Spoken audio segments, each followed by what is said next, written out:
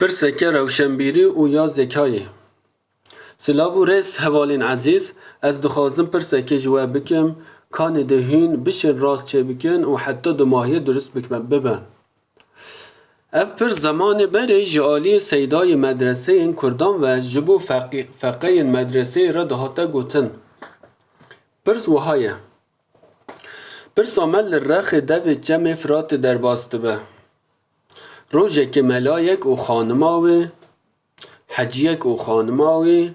شیخک و خانماوی همو خواه خملاندنه و ده بچن گنده که دعوت که ناس خواه ده چن لبر جمع فرات ده سکنن ده رخ جمع قایک بچوک هیا ده خازم به وی قایک در باس آلیه دی بن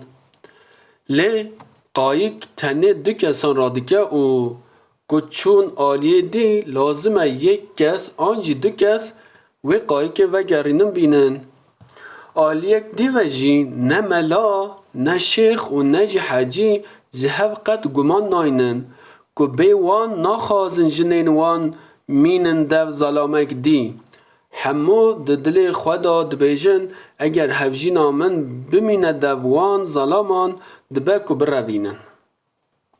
ویجا ده کرم بکن وان شش کسان به گور قاعده این محرمیت در باس آلیه دی یه جمعه بکن